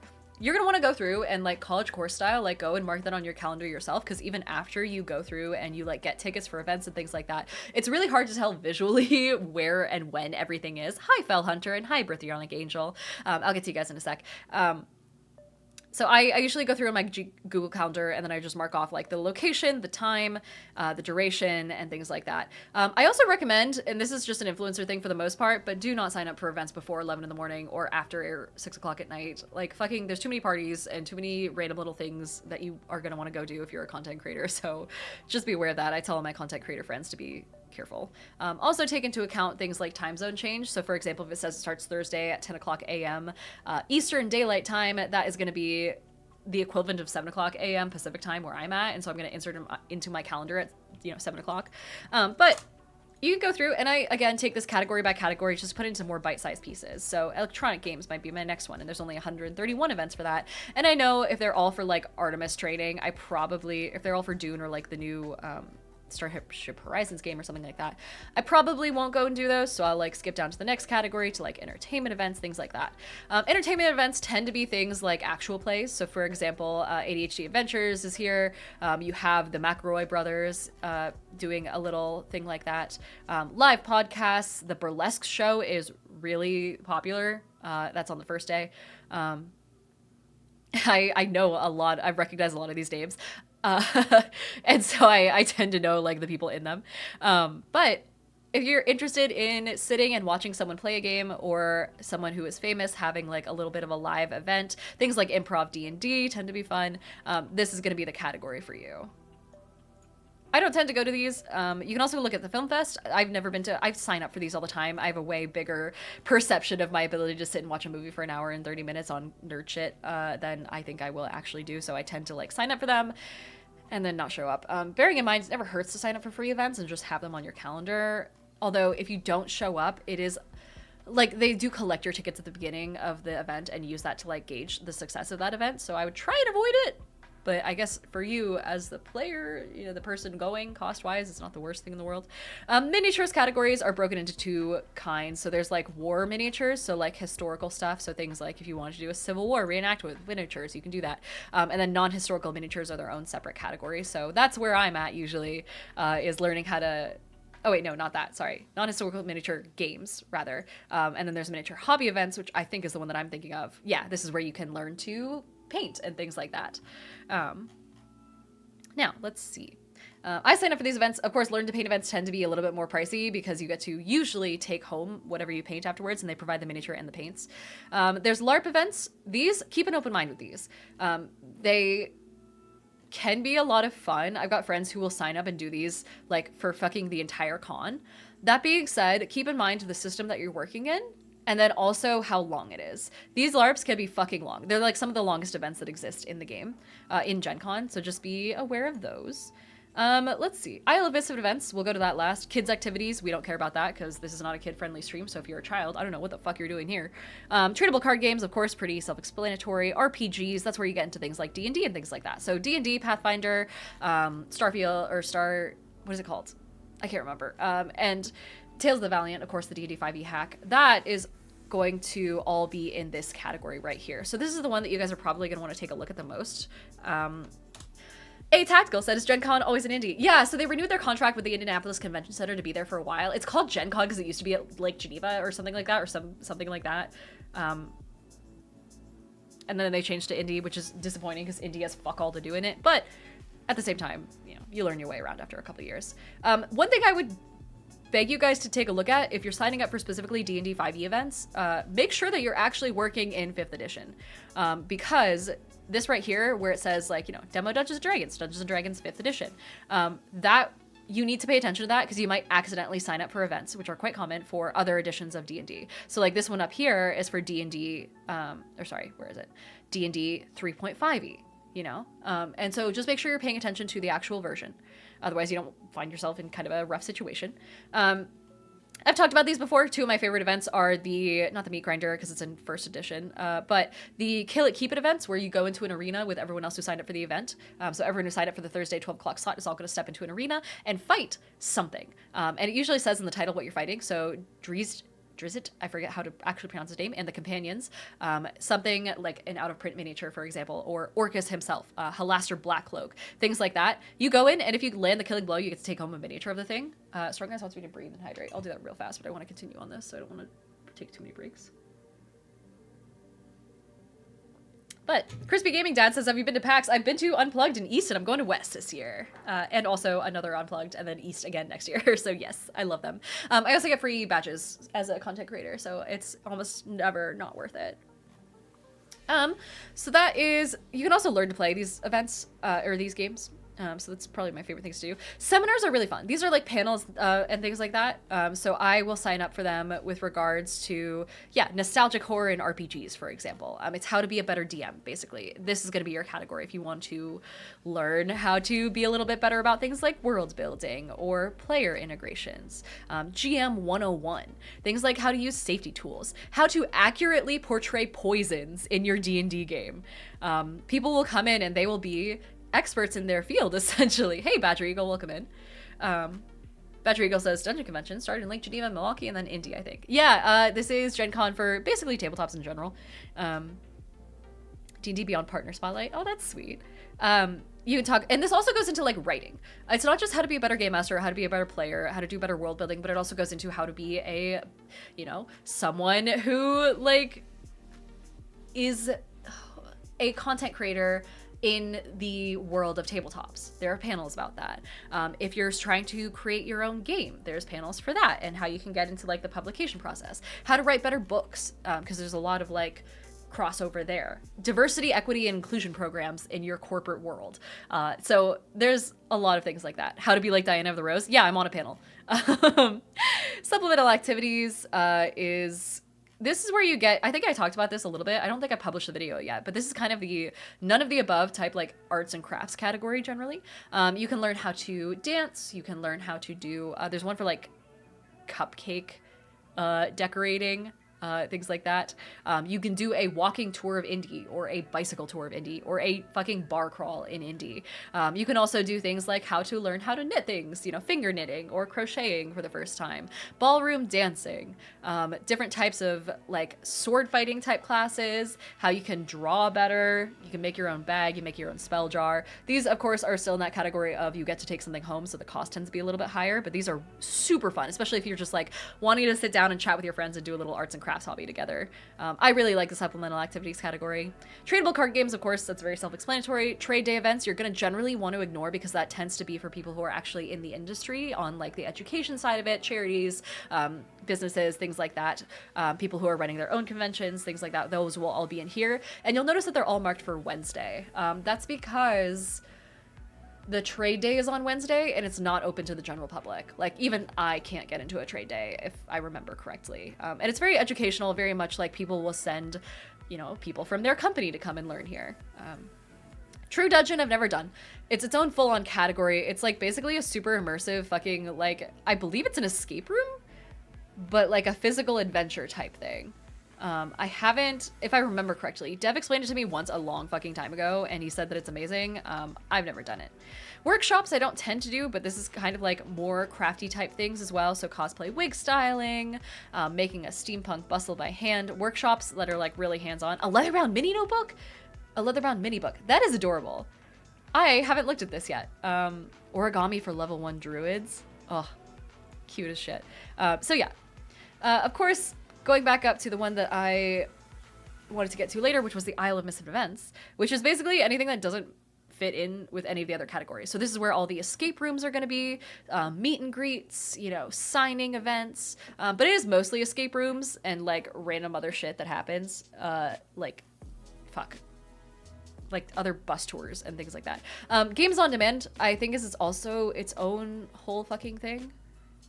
Yeah, GMs will introduce you to their independent and small press RPGs. They're rules light and easy to learn, so it's kind of like a workshop where you just learn something new. So yeah, that's how signing up for Gen Con events work. Be aware it is first come, first serve. Things will run out of event tickets and things like that. So if we look at the things that have already, or that have sold out, there's a full-on like pizza party, a couple pizza parties. It looks like some escape rooms, some time slots that are just full, and so that part is a little bit disappointing to stare at sometimes, where you're like, oh shit, I could have done this if I had gotten to it soon enough. So I recommend signing up for events sooner rather than later if you haven't already. One of which should, of course, be the Crit Awards if they haven't sold out. I hope they haven't sold out. Oh, they sold out! Holy shit! Yeah, join us in honoring the unique and talented creators from all corners of the TTRPG community. I don't think we sold out last year. But it's like basically a gala. We're gonna be dressed up super fucking fancy and all your favorite creators are gonna be there, which is just amazing. It's so much fun. Okay. Let's see. Let me get back to, do you draw, Diana? I do not draw. I am not an artiste in that respect. Badger Eagle says plug the panel. Yeah, let me find it. I haven't really been super loud about it yet, but let me see. I think if I just search Diana of the Rose, I should be able to find it. No, world building, and it's a, I don't think it's sold out yet, and I know it's on Saturday. Fictional languages, ultimate RPG world building panel, world building, okay, Saturday, where are we? I'll find it and send it later. Make sure I'm not, wait, hold on. It's not backstory? Fucking, I gotta find it in Discord now. Good fucking God. Okay. Integrating player-driven world building in tabletop role-playing games. It's because they spelled world building with a dash. Building. Here we are. And I believe it's Saturday at noon Eastern, potentially. God, there's so many fucking. Here we go. I should have just looked for it directly. I'm gonna look for it directly. What's the fucking name? It's a very long title. Integrating player-driven world building in tabletop role-playing games. Integrating player-driven world building. There we go. Ignore the Sunday 9 a.m. panel. That was like 2 slots that were duplicated. We don't know if we're going to fill it with something else yet, but here's the link to the one that I'm in. Essentially, we're going to teach you how to take your player concepts and ideas and integrate them into your world to make basically GMing easy, so you don't have to do all that shit yourself all the time, and also to make a more personalized experience for your players, you know? But yeah. All right, let's see. I am going to read through. I'm like really far behind on questions. So Dragman says, wait, they have a ballroom dancing event. Yeah, they have a couple where you can learn how to dance different styles. A lot of them are modern. Some of them are, you know, like ancient, like fucking learn the waltz or whatever. I almost signed up for one that was like learn how to salsa dance, only because I was like, damn, this is kind of cheap, and I would been wanting to learn how to salsa dance. May as well do it at a con because it's cheaper than doing it here in Bend. So let's see. Oh, hey, Last Chaplain, welcome in. Same with Anim Luchador and Badgerigo, who I have already said hello to. Crispy Gaming says, hello, Unplugged and Easter my jam. I ran the tourneys, so I'm unsure if anyone here played in those. Or I'm sure if anyone here played in those, they've met me. Ah, amazing. Okay, let's see. Back to the old questions. We were talking about my minors for some reason that I cannot remember. And then Lobo Ray said hello for the first time. Welcome in. We were talking about passive perceptions and stealth and things like that. Professor Argentum was also here, and Ren Bryn says, how old are you? I'm 25. Oh, Badger Eagle, thank you so much for the community gifted sub. That's so sweet of you. Bell Hunter said, how long was your longest D&D campaign? Not long. Maybe a year, I want to say, before it fell apart due to unrelated reasons, as they always do. Talking about literacy. Fen headed off. Loba says, are you new to 40k? To Warhammer 40k. I'm not in 40k. I'm in Age of Sigmar, and yes, I've never touched a Warhammer piece of anything ever. And so, let's see. And then Istismus says, I've been watching your content on Insta, first time joining the stream. Do you have any advice for creating pantheons? I want a custom one for my world, but it's kind of daunting. So if you want to make totally original gods, I can't advise on that front because I never make totally original anything, but I would think of starting off by thinking of what concepts you want to hit in your pantheon. So for example, if you want to start really grand, you can start with like good versus bad. You know, those are the 2 primary gods, for example. That means you need to fill that good slot and that bad slot. And then branching off of each of those, maybe you have a god of luck. That could be a singular god, or maybe you split it into a god of good luck and bad luck separately. Maybe you have a god of each of the 4 elements, so one for water, air, fire, earth, all of that. Maybe you have a god for nature, for animals. What about the difference between civilized nature and wild nature? So like farming versus, you know, untamed nature. So start off by writing off a list of all of the niches that you want to fill. And then fill that in with the gods. Kashka said a god for druids. You could do a god for druids. I tend to not do like a specific god for druids because then that pressures any druid players to try and go and worship that god, and I would rather they choose a god that fits their like interpretation of how they respect nature, you know, things like that. And it would lead to infighting realistically and probably splinter off anyway as far as the faith goes, so it's less realistic in my head. But you do you, dude. It's your guys' world. And so start off by making a list of all the concepts that you want to have filled by some deity of some variety, and then go in and fill them in with the deities. You can make them originally yourself if you want to, but I tend to just like steal ideas from either D&D as a concept, usually like old systems, so I'll steal like old 2e gods that haven't been mentioned yet in 5e, or something like that. And that's how you create your pantheon. Now, if you have several pantheons that you want to fill, like one for each race, for example, you can do that. It just takes a lot longer. I tend to make it so that my major pantheon is the gods that are almost universally revered in that part of the world, like the main part of the world that all my campaigns take place in. And then anything outside of that still exists, but has a much smaller following.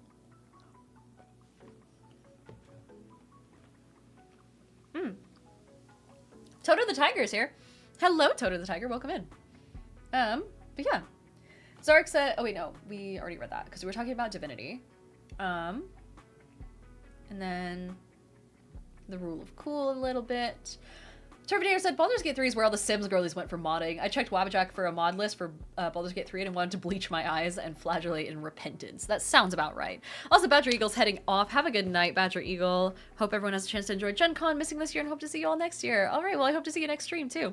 The Rain is here also said it's almost impossible to come up with something 100% original. The best bet is to take inspo from a variety of things you like and fill empty roles with deities that make logical sense. Exactly. So taking those roles, listing them out, and then filling them. I will also say when you make a deity, it's good to have a certain list of things, and I talked about this on episode 1 of the Atlas Loom, by the way, so if you want to go back and watch episode 1, that's gonna be super helpful for you, because I have this exact list but more well thought out for the podcast.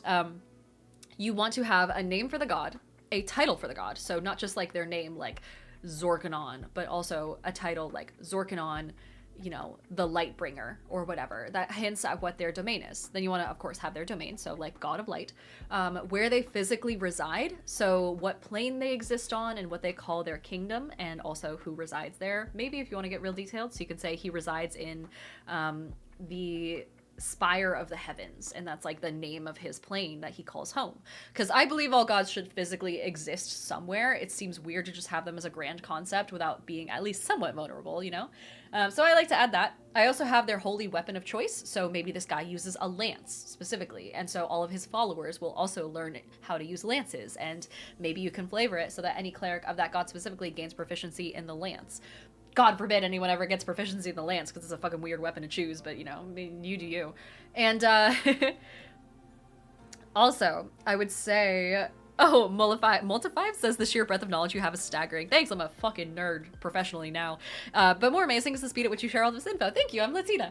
It helps, and that's why people stick around for the most part. I've been told so many times by people that I've, like, interviewed with and things like that, is they're like, first of all, we love your stream. Second of all, we love how fast you talk during your stream. People say it, like, scratches the ADHD part of their brain.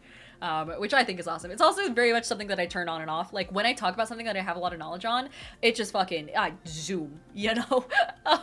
So I don't do it as much during panels, but I, especially because on panels and stuff, people take notes, and I don't want to, like, freak them out. With this, the VOD, you can go back and watch it at half speed or whatever.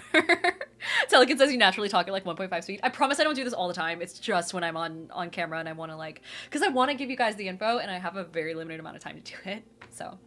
Toto the Tiger, welcome in. Hello, hello. But yeah, so I would do all that. I would also make sure that you have colors and a symbol set aside for your, you know, the followers of that deity.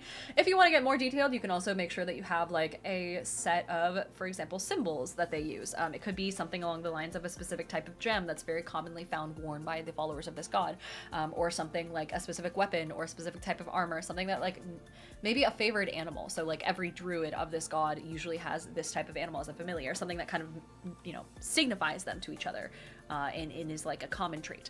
Timerathon says breathe.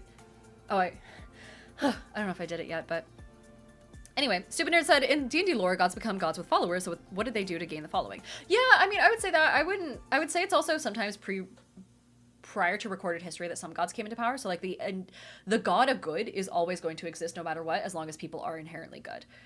They might lose a little bit of power or gain a little bit of power, but hi Kid Kairos. Oh, thank you for the hydrate. I can do that. But yeah. You'd also want to determine how big your god is. So like if they have hundreds of thousands of followers, if the followers are all across the world, or if it's very localized to just like specifically, you know, the drow, for example, who worship this type of god and no one else. And then you want to look at the hierarchy within the church and give maybe each level in the hierarchy names, for example. So for example, if the primary speaker for the Lightbringer, like the god of light, someone says bingo for the panel. Y'all, if you do bingo for the panel, how fucking funny would that be? Holy shit. Can someone please organize that? Do I have a section in the Discord for Gen Con. God, that'd be so fucking funny.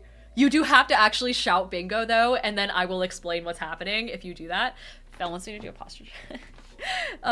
Do they yell at bingo mid-panel? Yes, if you do that, that'd be so fucking funny. And I will warn the other panelists ahead of time. If you guys tell me that that's a thing, I will ask them if that's okay, and then give them like a little heads up, like, hey, by the way, one of my audience members might do this, so you don't have to feel weird about it. And then when you do it, I'll tell the rest of the audience as well, like, guys, I just got fucking bingoed in. For those who haven't seen my streams before, this is a thing, I promise.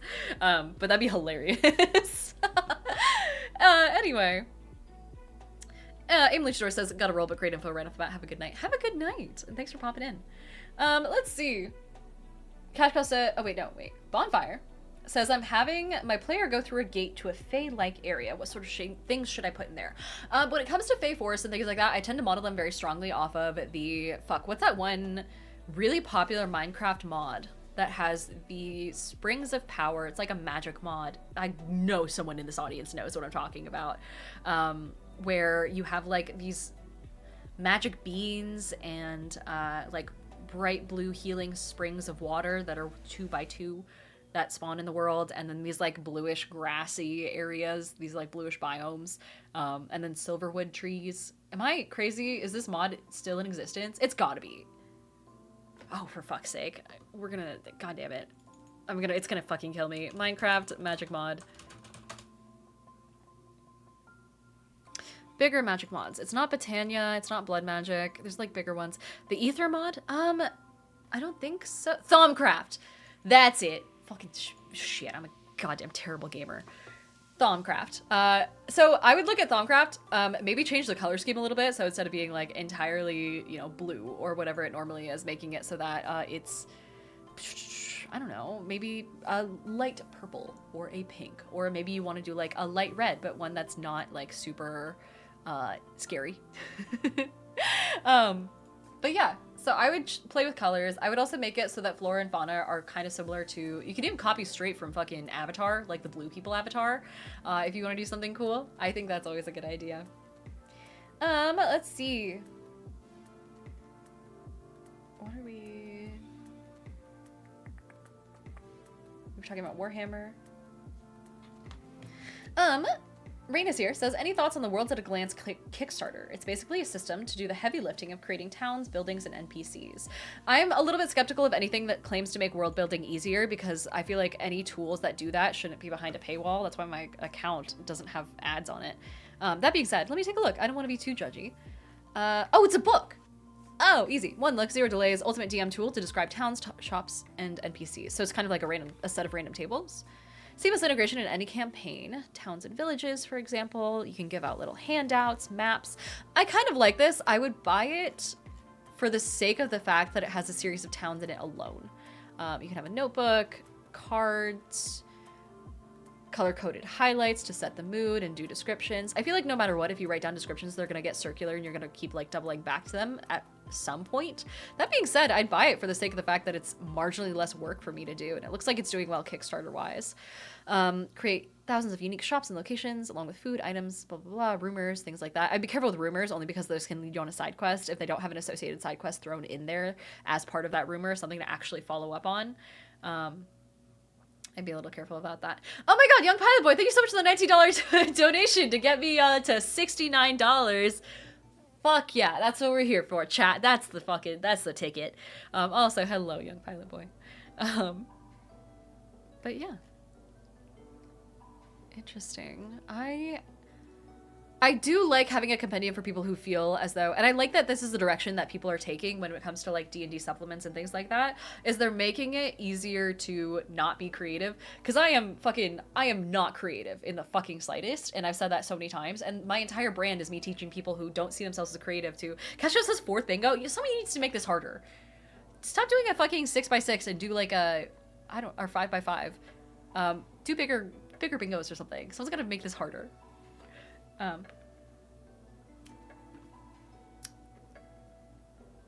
What was I saying? Yeah, anything that makes life easier for people who don't feel like they're creative and can't improvise this sort of thing is 100% a good look. I would have to look through this to see if I actually want it and want to kickstart it. I did just kickstart Erevan's, so that cost me entirely too much fucking money. Where is it? Erevan's Guide to Death and Beyond, because I am a slut for horror things, and my friend pointed this out to me, Arlentric. Hey Tactical, thank you so much for the follow. So I spent, no joke, entirely too much money on this the other day. Not the all-in package, I don't think. Did I? I can't remember, but so I only try and do one Kickstarter at a time. Cashgirl says 5th bingo? Oh, fuck off. Anyway. Rainey's here said, I looked at it and thought it would be fun to do a completely improv campaign / one-shot with the book. That would be fun. Also, Dethan's here. Hello, Dethan. let's see. What were we on about? I'm literally just now getting to the point where I ran and grabbed food. So, whoops.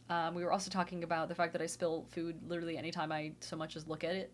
Also, Creepy Pot Roast is here with the next question, saying, I'm running a Dragonlance campaign for my kids and their friends. Any tips on the type of lore I need to pass along to them? I seem to find so much lore and it can be overwhelming at times. It depends on how old your kids are.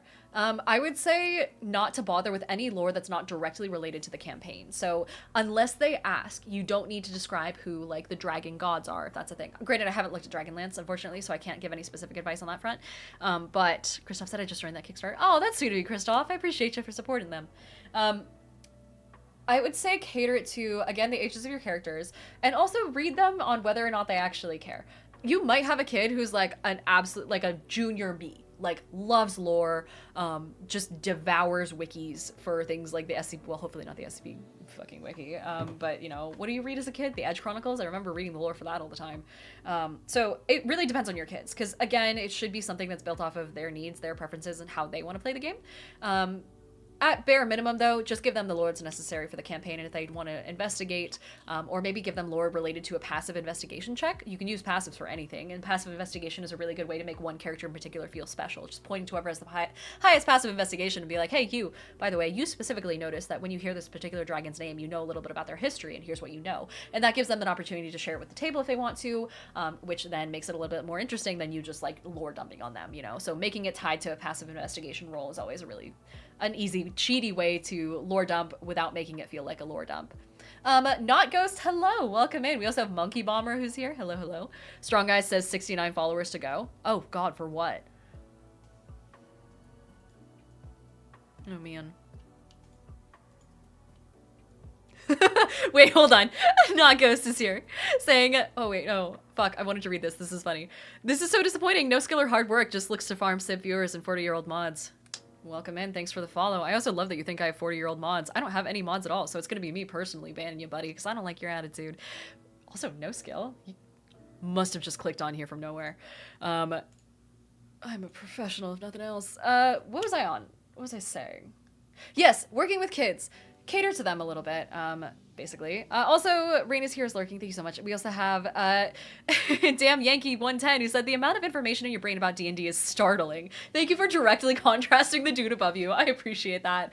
Saying, I'm still new and I'm just trying to catch keywords. Oh, I'm so sorry. For what it's worth, this particular stream has been super helpful for people, and I've been trying to answer as many questions as I can, so I'll probably have it up on the YouTube later as the latest in a series of D&D Advice streams that I've been doing. This one in particular is going to be a bit of a Gen Con special, because that info on Gen Con was really fucking helpful, and I actually did it somewhat without breaking my own train of thought with my own fucking inadequate ability to continue a sentence without losing my shit. And so I will have that up on YouTube for people who are interested in Gen Con in particular, but also all this advice in general. Someone wants me to hydrate, I can do that, but I want to continue answering questions, so I won't do too many regimes.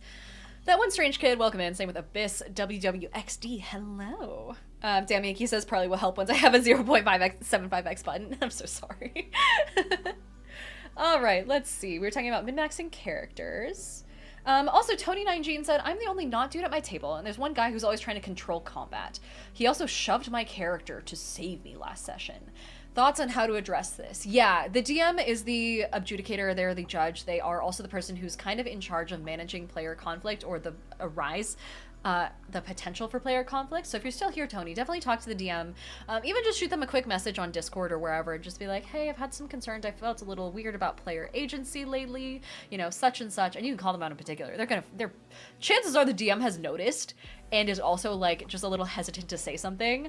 And so chances are if you, like, actually bring it up, then they'll feel confident enough to be like, okay, I'm not just making this up. Like, this is an actual problem at my table. And it's up to them to have that conversation with the player.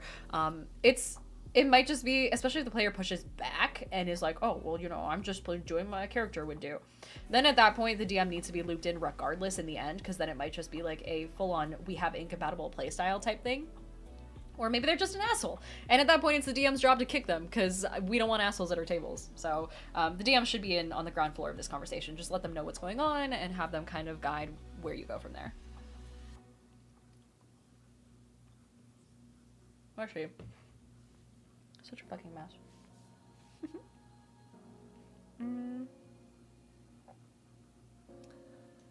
Thorlorn said, how do you know in advance whether or not an encounter will be balanced and what can you do to balance on the spot? I already answered about balancing on the spot earlier.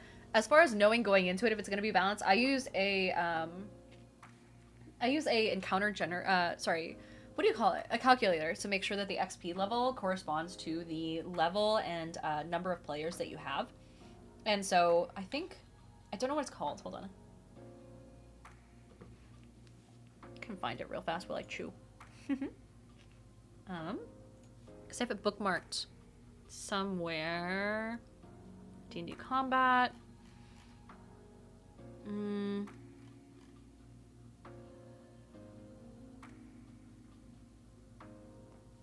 Toby's portfolio. What to do when a player interrupts a role-playing moment. Where is it? I definitely have it. Is it D&D combat? I named my fucking... No, that's not it. I named my bookmarks in the least helpful way possible. This one just says D&D combat. Another one just says bestiary. I don't know what that means.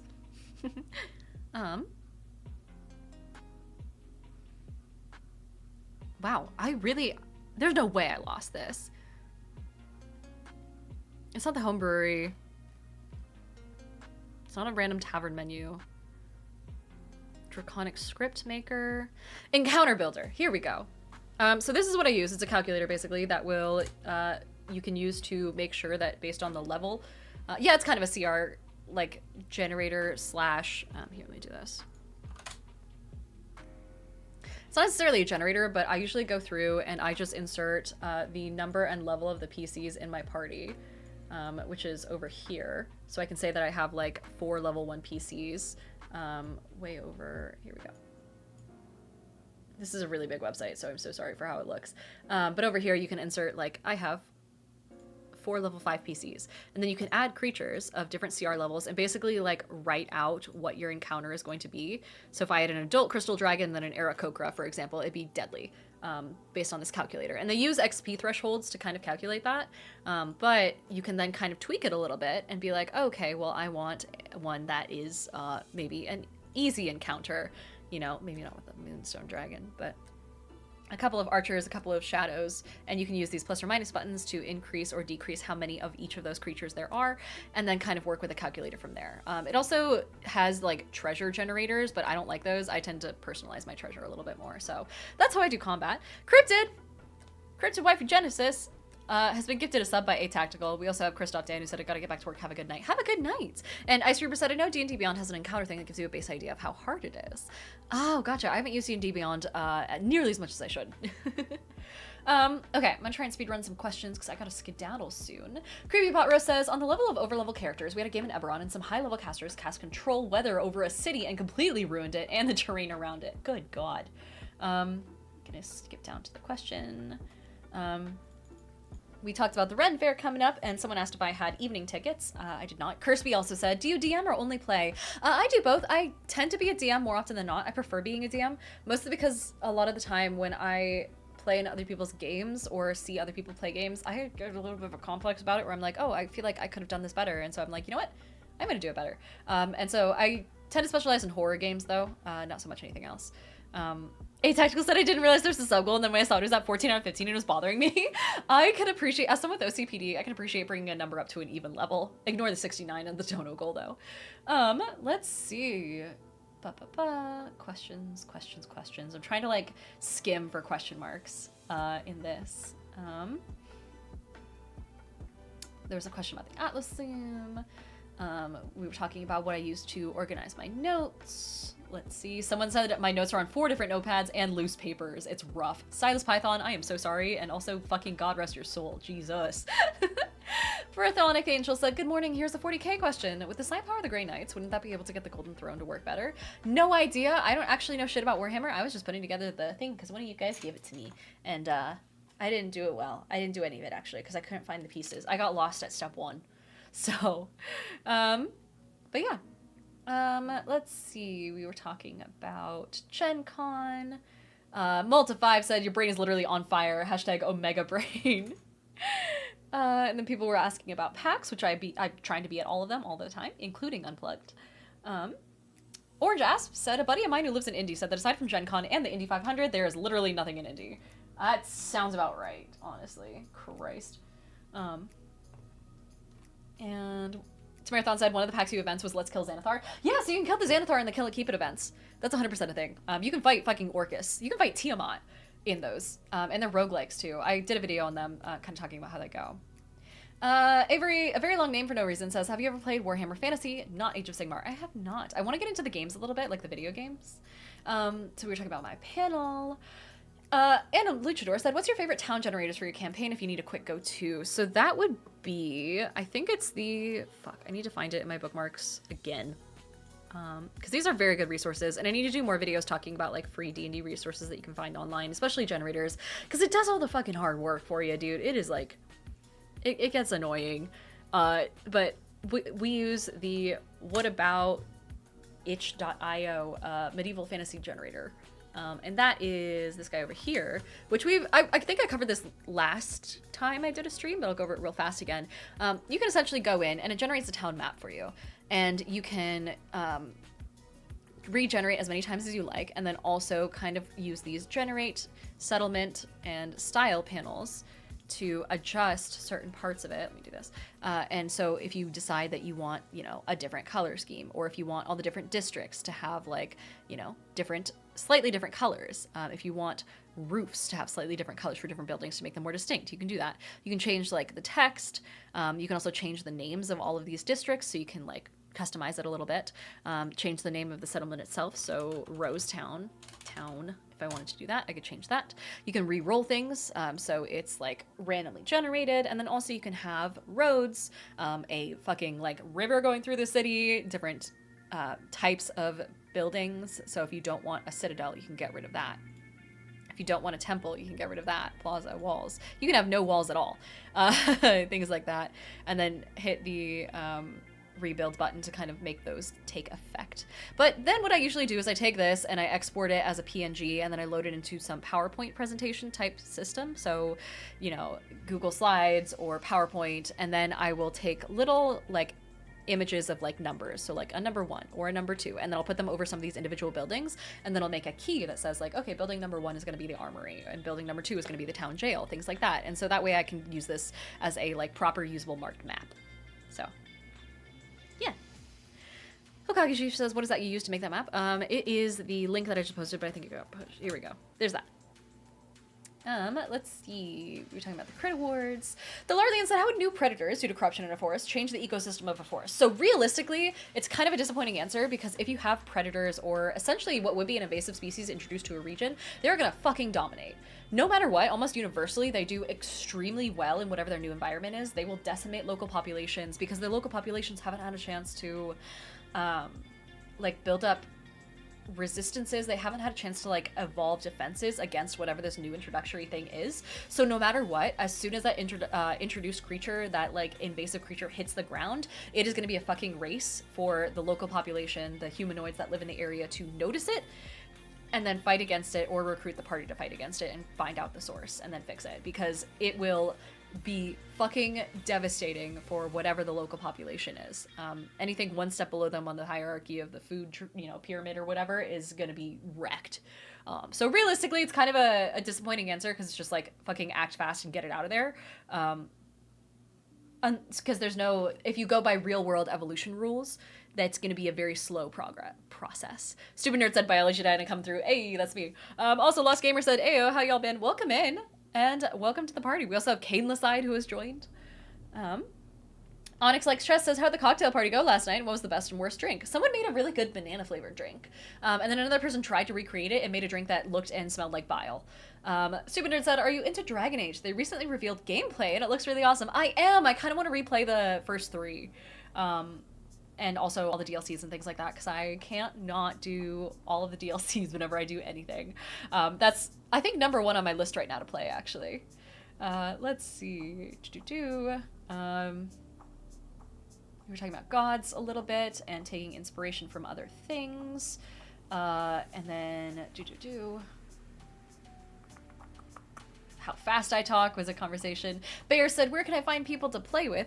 Start Playing Nut Games is my go-to. Startplaying.games is a website where, and they aren't paying me to say this, I've talked about them so many times now that I can't not use them as my default like go-to place to find people to play with. It's basically like a matching system for games, not just D&D, but also other systems. So if you want to play, you know, Pathfinder, you can click find game, just insert whatever system you want to work with here. So, you know, if I wanted to play specifically a D&D 5e game in Curse of Strahd, I could do Curse of Strahd and then find someone playing the game. You can also narrow down by system. So if I wanted to play, you know, Vampire the Masquerade or 7th Sea, I can go and find someone who's running those. The Quiet Year, you know, it's very much, oh, they don't have one. I was gonna say they get really niche here. SZ man, welcome in. Thank you so much for the subscription. Welcome back for your 5th month. What are you building for Warhammer? It's called the Dawnbringers, the Blades of Belthanos, I think is how you pronounce it. But yeah, one thing about Start Playing, and the reason I recommend it, is it's easy to find people to fill in seats at the table. You can play online. It does cost money most of the time, but there are also free sessions. And, you know, it goes session by session, so it'll be like anywhere between free to, you know, $45 per session, $50 per session, but those are like celebrity level DMs, like content creators, you know, people like me. Who are GMing. You can do one shots or you can do campaigns. You can also insert it in whenever you're free and what time and like place you want to play. And so that way you can kind of like fill in your schedule a little bit. There's also play by text, which is interesting. I haven't really gotten into play by text games, but they're a lot of fun. Anyway. Yeah, I recommend Start Playing if you're okay playing online. Other than that, you can also go to your friendly local game shop and have that be a thing. Cash House is 5th and 6th bingo? Oh, for fuck's sake. Also, Jazz is heading off to bed. Have a good night, Jazz. Let's see. We're talking about bingo for the panel. Speaking of bingo, we're talking about Minecraft for whatever fucking reason. Let's see. The little... First of all, wild name. There's someone in here named Little Cream Squirt, who says, I went to my first nerd cafe for D&D. It was really fun, and there were a lot of plumber's cracks. That sounds about right. I won't deny that the target audience for D&D tends to be a little bit of a different vibe, but no judgment here. I'm glad you liked it. Let's see. Buns for Eyes 5 says, watch a ton of your stuff on Insta. First time visiting your stream. Welcome in. They say, if you were to limit your paladin or cleric's power, maybe they have upset their deity or something, how could you adjust their powers without making them feel useless or cheated? That one's a hard one, because a lot of people default to just, oh, you don't have your spell slots anymore. I would make it so that they slowly regain less and less spell slots as the days go on, so that way they have kind of a time limit or an urgency related to the fact that they're slowly losing power as opposed to full-on losing it. So it's like a decay over time. So maybe you start with one less first level spell slot the next time you end a long rest. Or you no longer have your arcane recovery just as an ability. You know, taking away pieces of it without actually taking away the full spell casting abilities. Or you can make it so that if they cast a spell that has a certain number of hit dice, that each hit die, or sorry, a certain type of dice for damage. So if a spell does like 2d8 damage, maybe that gets cut over time with the decay and it goes down to 1d8. And they don't realize what that effect is ahead of time until they try and cast that spell. And then the DM says, you try and cast Burning Hands. And it takes a couple moments. Your fingers spark. You can see flames starting to lick up, but almost like a fire that can't be put, you know, can't be brought to life using wet wood. It starts to like flicker and smolder a little bit and you just get smoke. And then you wait for them to do their rolls. And then if they succeed still, then it's like, okay, the flame licks at your enemies, but it does significantly less damage than you thought. You'd make it a lot more narratively interesting than I'm doing it now. If I had time, I would sit through and do an actual description. But anyway, let's see. I think we are about as caught up. Oh my god, Tarjun says, finally managed to catch you live. Hi from Singapore. Hello, welcome in. We got to when I was talking about the CR generator. I almost said the critical role generator. And I think that is most of the questions that I have for today. So, that being said, I got places to be. I gotta skedaddle. I gotta drive somewhere. I gotta be somewhere. I gotta scarf down food and then be somewhere. And then brush my teeth and then be somewhere. Maybe get gas and then be somewhere. But thank you all so much for joining me once again. I appreciate y'all so much. This video in particular is going to be up on YouTube. For those watching it on YouTube, hello, join the Twitch stream every now and then. You can answer questions or listen to me answer questions and get your questions answered live over on twitch.tv/Diana of the Rose. There's a link in my bio, hopefully. If not, I'm using fucking YouTube wrong, I guess. Guys, everyone say hi to the YouTube people. Cashcal says, enjoy the Discord. Enjoy the Discord! That should also be in the link tree. But in any case, I'm gonna skedaddle. Thank you all so much for your questions. I'll see you back here tomorrow as we stream every Monday through Wednesday from 5 o'clock Pacific time onward, usually about till 6:37 unless I got things to do. And so the community is amazing. Everyone is so nice. And I will see you all tomorrow. Have a wonderful night and stick around because I'm going to toss you guys over to a friend of mine who might have more D&D style questions. Chances are they're in the D&D community. So I recommend popping in and we'll see what they're up to. But in the meantime, see y'all later.